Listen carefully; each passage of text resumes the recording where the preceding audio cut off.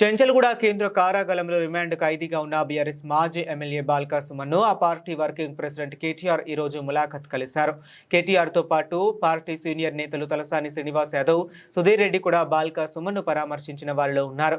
జైల్లో ఉన్న సుమన్కు పార్టీ పూర్తి అండగా ఉంటుందని ఈ సందర్భంగా కేటీఆర్ భరోసా ఇచ్చారు.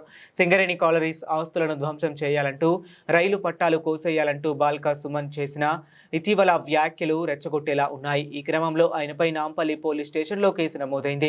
ఆ తరువాత ఈ కేసును బంజారాహిల్స్ పోలీస్ స్టేషన్కు బదిలీ చేశారు. గడిచిన మే 26న తెలంగాణ భవన్లో బీఆర్ఎస్ నిర్వహించిన బహిరంగ సభలో బాల్కా సుమన్ వివాదాస్పద వ్యాఖ్యలు చేశారని పేర్కొంటూ సింగరేణి కాలరీస్కు చెందిన జూనియర్ అసిస్టెంట్ ఆనంద్ ఇచ్చిన ఫిర్యాదు మేరకు పోలీసులు ఈ అరెస్టు చర్యలు చేపట్టారు. తప్పకుండా రేపు నేను ఉత్తరం రాస్తాను కేంద్ర బొగ్గు గనుల శాఖ మంత్రి కిషన్ రెడ్డి గారికి. సింగరేణిలో ఇవాళ 40 లక్షల మెట్రిక్ టన్నుల బొగ్గును లేనిది ఉన్నట్టుగా చూపెట్టి రికార్డులు ఇస్తుంటే 49% వాటా ఇవాళ కేంద్ర ప్రభుత్వానికి ఉంది. మీరు ఏం చేస్తున్నారు బీజేపీ నాయకులారని నేను అడుగుతా ఉన్నా. అట్లాగే కుంభకోణం జరుగుతుంటే ముఖ్యమంత్రి గమ్మునెందుకున్నాడు, ఆయనకేం అవసరం వచ్చిందని చెప్పుకుని నేను అడుగుతా ఉన్నా. తప్పకుండా నిజం నిగ్గు తేలేదాకా మా సోదరుని కావాలంటే జైల్లో పెట్టుకోండి. ఇంకో వారం రోజులు ఎక్కువ పెట్టినా తను తయారుగానే ఉన్నాడు, మాకేం భయం లేదు.